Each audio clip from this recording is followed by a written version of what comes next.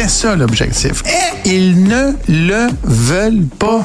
Gérard, c'est pas peut-être, tu fais pas ta job. Ça, c'était fait par des chefs. Gaétan Barrette. Gaétan, je sais que tu veux me parler du divorce PLC, NPD, mais un petit mot quand même sur la ville de Montréal, puis la congestion routière, puis les travaux partout, puis les cônes oranges, puis les chantiers. On se promène en auto, on regarde le chantier, il n'y a personne, il n'y a pas de col bleu qui travaille. Pourtant, tout est bloqué. Écoute, c'est pire que ça. Des fois, tu as le détour, là, puis le détour t'amène dans un autre chantier. Si au moins les détours te gardaient à la fin dans le même sens, écoute, des fois, tu as des détours qui te font rebrousser chemin. Et ça, c'est particulièrement le cas autour de où on est. C'est assez spécial. Mais c'est pas fini, Richard. J'écoutais tantôt la chronique qui vient d'être faite. Je ne sais pas si tu as vu passer ça, là, l'appel d'offres que la Ville de Montréal vient de faire pour transformer la rue Jean-Talon entre Blue Bonnet et Papineau. OK? C'est en 4 voies de large, là, avec du stationnement de chaque bord. OK? OK. Ben, à la fin, là, selon le plan de Valérie Plante, puis pour ceux qui connaissent pas Montréal, là, dans l'axe est-ouest, Jean Talon, c'est un gros joueur. C'est un gros facteur. Oui. Ben là, 2 stationnements, 4 voies d'auto. Ben là, à la fin, ça va être 2 pistes cyclables, 1 voie pour les automobiles et un tramway dans chaque sens. Appel d'offres cette année, là. Je ne te niaise pas. C'est sorti, cette affaire-là, là. Parce que c'est, tu sais, après ça, on essaie de nous faire croire qu'à Montréal, il n'y a pas de guerre à l'auto. Écoute, moi, Jean Talon, là, je le prends pour m'en venir ici, là. Si le grand segment que je prends tombe à une seule voie, puis s'il y a des lignes de tramway, il y a des places où on pourrait plus tourner, là. Écoute, Et les gens prennent ça souvent pour éviter, évidemment, en tout cas, ça mène à des caries, pas des changeurs de caries. Écoute, Montréal va devenir un piège total. Je prends Jean Talon, je sais pas, 5 fois par semaine à peu près. Là. Je peux pas croire que... C'est fou raide. L'appel d'offres est lancé, alors il va t'en rester une voie. Ça attelle-toi, tu vas être à queue longtemps. On va s'en souvenir lors des prochaines élections municipales. Donc, le divorce est proclamé entre Jack Meat et Justin. Exactement. D'ailleurs, on n'a rien compris des explications de Jack Meeting parce que, je ne sais pas si toi tu as compris quelque chose, mais moi, j'ai rien compris. Il fait un cadeau à Justin Trudeau. Il n'y a plus personne qui va parler de sa démission et ou succession. C'est sûr que ce gouvernement-là ne va pas aller plus loin que le budget de Chrystia Freeland au printemps prochain. Là. Il va probablement tomber avant, mais le plus loin, ça va être le vote de confiance du budget. Ça fait que fini, là. Alors, ils n'ont pas le temps de faire une campagne à la chefferie. Pierre Poilievre est mort de rire.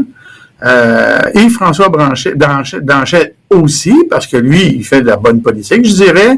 Il est en opposition au tempérament de Pierre Poilievre. Ça va bien ses affaires, sans participer.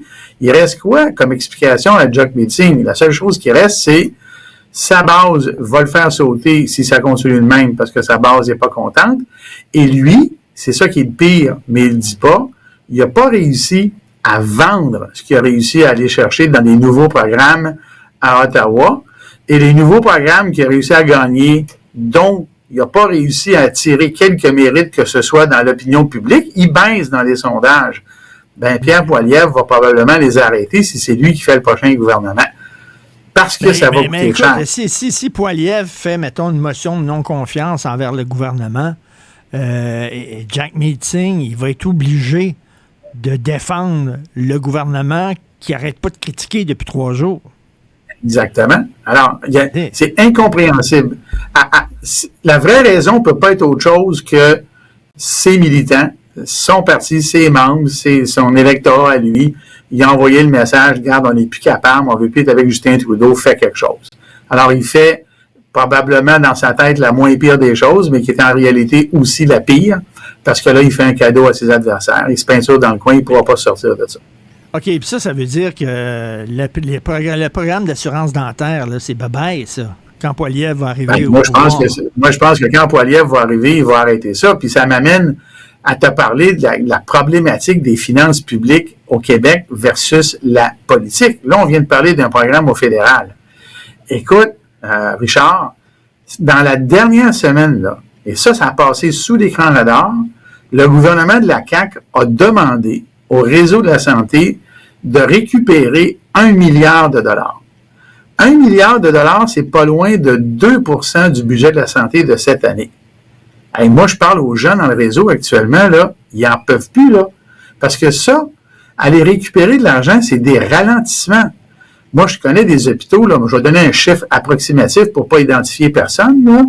Tu as 20 salles d'opération, ils marchent à 10. Je connais des hôpitaux où on a été obligé de diminuer les programmes de chimiothérapie parce qu'il fallait sauver de l'argent. C'est ce genre de choses-là qu'on voit. Tantôt, toi-même, là, juste parler des finances publiques, tu as fait une magnifique entrevue avec la dame qui représentait les CPE. Qu'est-ce qu'elle nous a dit? Elle nous a dit une affaire qui est équivalente à la santé. Vous savez, avant, elle nous a dit ça, là, elle t'a dit ça. Avant, on avait des surplus, puis on s'en servait pour faire le maintien d'actifs, rénover le toit qui coule, les fenêtres qui ferment pâle, puis ainsi de suite. Ben, là, ça coûte tellement plus cher, puis le financement est tellement pas au rendez-vous qu'il n'est plus capable de le faire. Savais-tu, Richard, que dans les hôpitaux au Québec, on a à chaque année des autorisations à demander pour des cibles de déficit?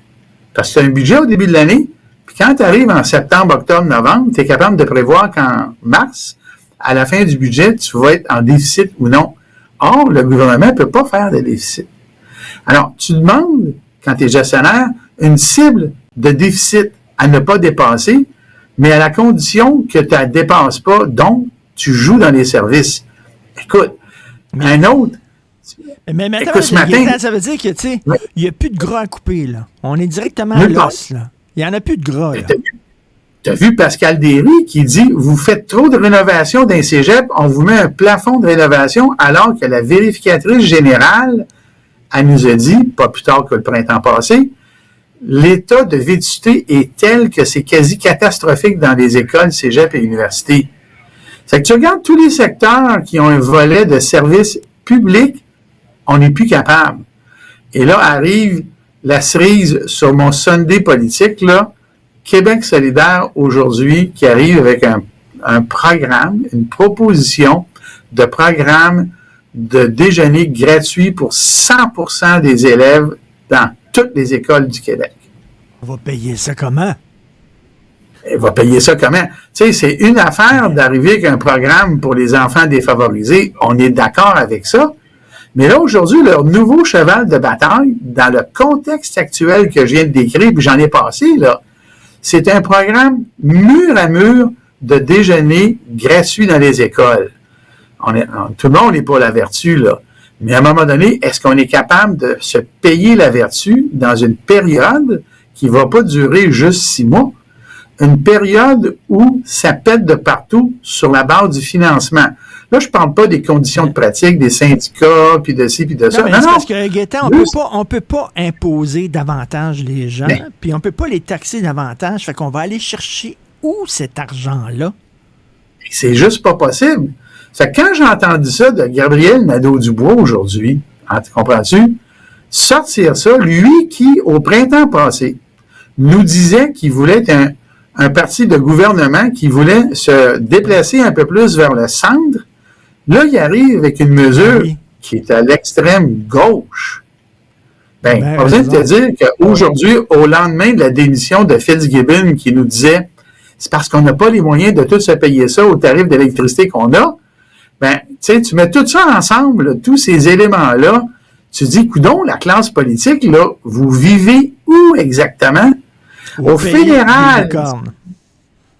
C'est ça. Au fédéral, il y a des licornes. T'en as un qui va vouloir tout défaire. Au Québec, on nous explique que ça va pas bien à cause du budget. Puis encore une fois, là, c'est pas une question de personnel puis de syndicats. Puis là, tu as un parti politique qui nous arrive. Regardez, savez-vous, mesdames et messieurs, je vais aller plus au centre pour être plus politiquement digestible, mais je vous propose une affaire qui, à mon sens, n'a pas de bon sens, là. Tout à fait. Ça va mal? Tout à fait. J'imagine qu'on a découvert quelque part la façon de faire pousser de l'argent dans les arbres. J'imagine. C'est ça qu'ils vont nous annoncer. C'est à peu près ça. Mais ça, ça me fait plaisir. Puis écoute, on reviendra là-dessus parce que dans le même ordre d'idée, C'est exactement ce qui se passe avec le REM. OK, on va Et ça, en parler les gens du savent REM la pas. prochaine fois. OK, prochaine bon. fois. Merci Gaétan. Salut.